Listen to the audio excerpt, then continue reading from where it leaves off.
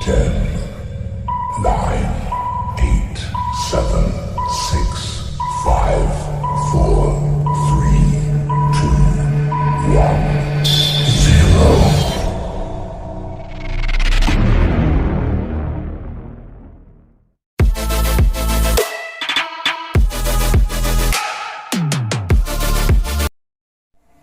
Assalamualaikum warahmatullahi wabarakatuh. Perkenalkan, nama saya Mira Wulandari, NIM 1930201123 dari Prodi Pendidikan Guru Madrasah Ibtidaiyah 4 UIN Raden Fatah Palembang.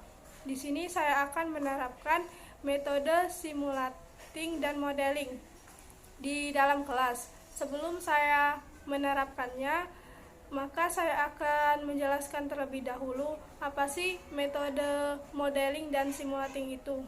Metode modeling dan simulating ini merupakan metode yang dibuat oleh Albert Bandura atau teori belajar sosial Albert Bandura.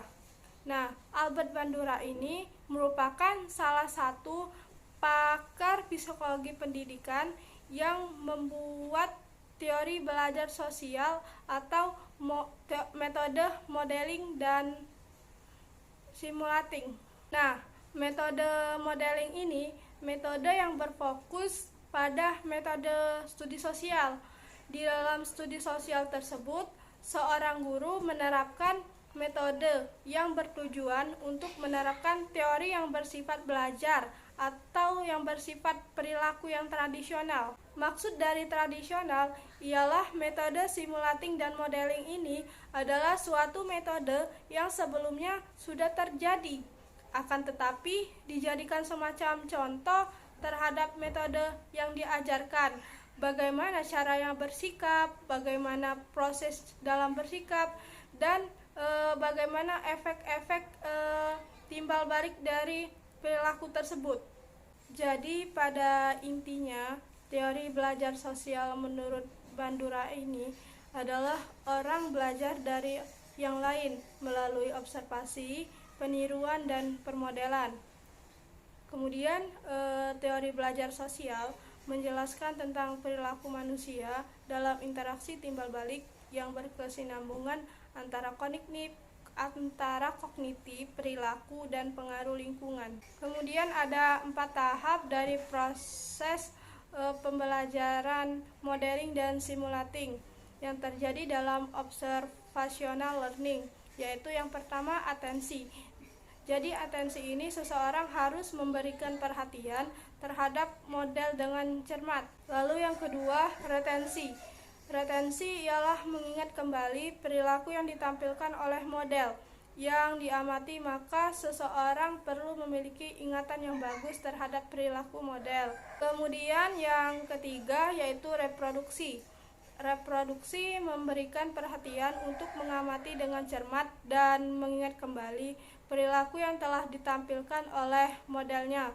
Setelah itu adalah mencoba atau menirukan dan mempraktekkan perilaku yang dilakukan oleh model. Lalu yang keempat, motivasional. Maksud dari motivasi ini ialah memberikan motivasi bahwa belajar yang berdasarkan bakat alami merupakan suatu proses dari upaya mengatasi kecenderungan alami dan menggantikannya dengan berbagai kebiasaan yang diperoleh lewat dukungan eksternal.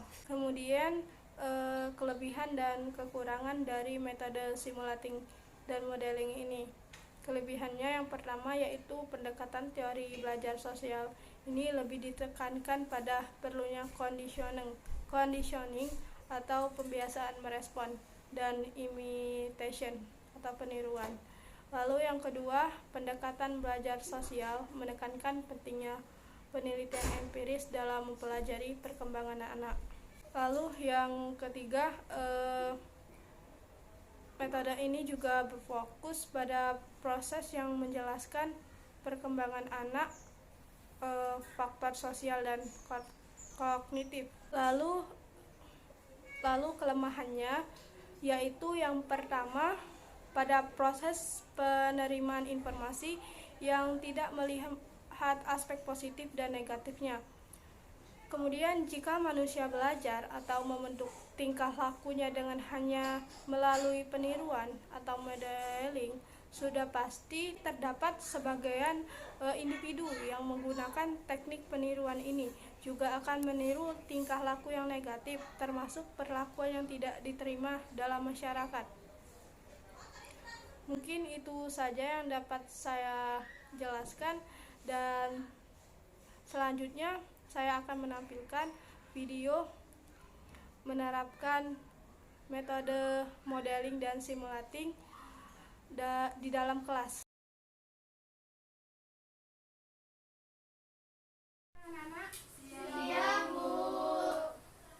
Baiklah ya, sebelum kita mulai pelajaran hari ini, ada baiknya kita berdoa dulu. Silakan ketua kelas untuk pimpin doanya. Berdoa mulai.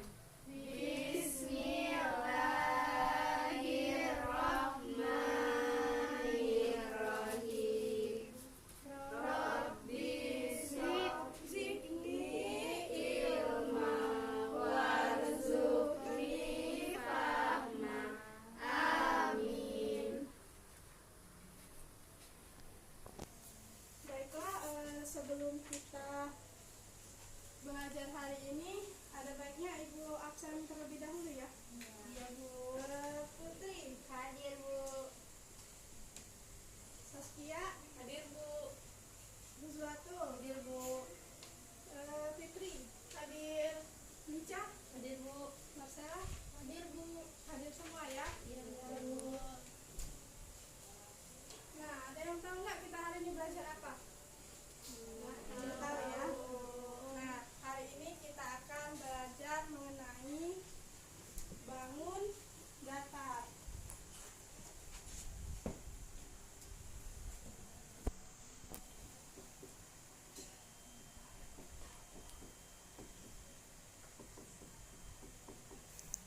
Nah, di bangun datar ini kita akan mengetahui macam-macam bangun datar. Kita akan menyebutkan nama-nama bangun datar dan mengetahui unsur-unsurnya. Sekarang Ibu akan menunjukkan contoh-contoh dari bangun datar. Nah, Ibu akan nanya kalian tahu nggak ini bangun apa?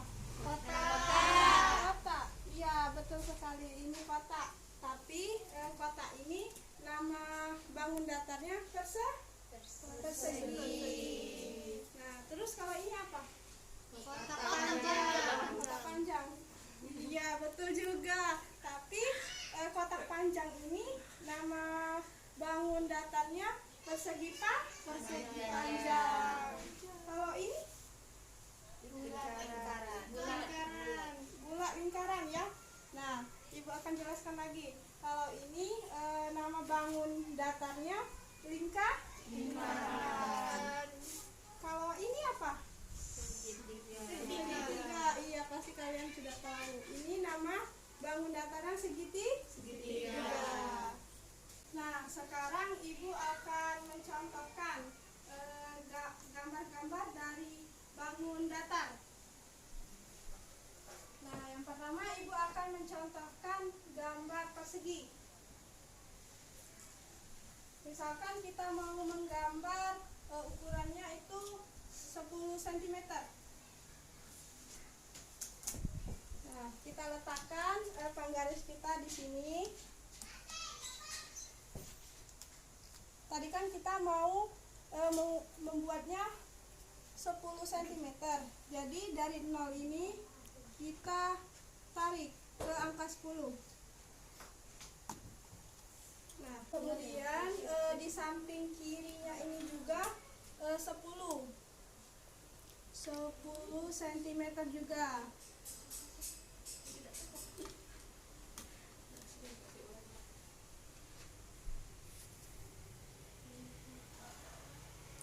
Di atasnya juga 10 cm.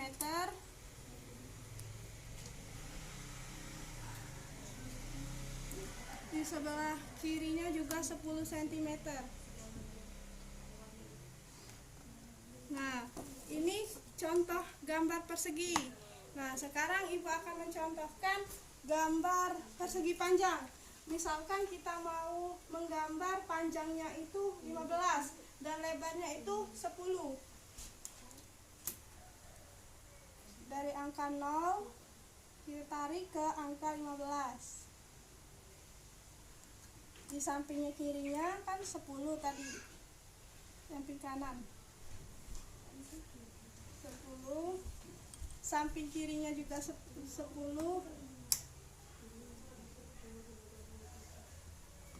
dan di atasnya itu mengikuti yang bawah 15. Nah, ini persegi. Kalau ini persegi panjang. Nah, di sini Ibu akan menjelaskan kalau unsur-unsur dari persegi dan unsur-unsur dari persegi panjang ini. Kalau persegi panjang ini, unsur-unsurnya yang pertama mempunyai sisi-sisi. Sisinya ada 4. 1, 2, 3, 4. Nah, kalau persegi panjang ini sisinya sama semua. Yang maksudnya di sini sama semua, yaitu di bawahnya ini ukurannya sama, di sebelah kanan juga sama, di atas juga sama, di sebelah kiri juga sama. Untuk sudutnya itu persegi ini mempunyai 4 sudut. 1, 2, 3, 4. Nah, jadi apa unsur ini tadi? Yang pertama ada sisi. Sisinya ada 4. Terus sisinya juga sama. Yang kedua sudutnya ada 4. Ya, betul. Nah, kemudian unsur dari persegi panjang. Nah, persegi panjang ini memiliki 2 sisi yang sama-sama panjang. Maksudnya 2 sisi yang sama ini ialah yang panjangnya ini sama. Nah, untuk yang lebarnya ini sama. Jadi dia itu mempunyai 4 sisi, tapi 2 sisinya itu sama-sama panjang. Yang kedua, sudutnya itu juga ada 4. 1, 2, 3, 4. Nah, tahu kan perbedaan unsur ini sama unsur ini? Jadi perbedaannya itu ialah di sisi. Kalau ini sisinya sama semua. Nah, kalau ini hanya 2 saja yang sama.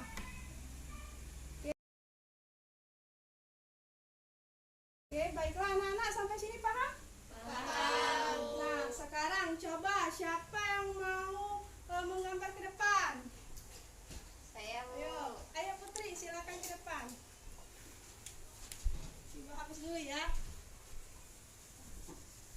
Coba gambar ukuran yang persegi. Ukurannya 15 cm. Persegi saja. 15. Ya.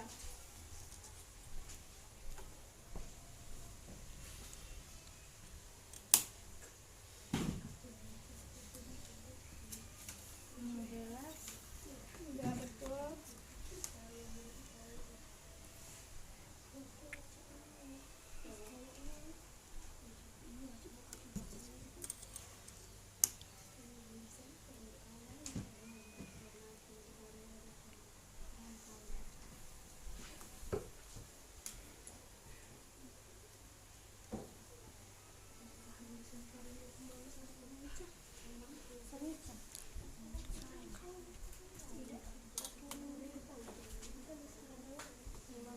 Ya, iya betul sekali. Pintar ya anak ibu ya. Nah, sekarang nanti Putri duduknya. Ada yang ibu tanya. Nah, sekarang coba sebutkan yang mana aja sisinya. 1 sisi, Ini. 1, 2, 3, 4. Terus selain sisi apa lagi unsurnya? Sudut. Sudut yang mana 1, sudutnya?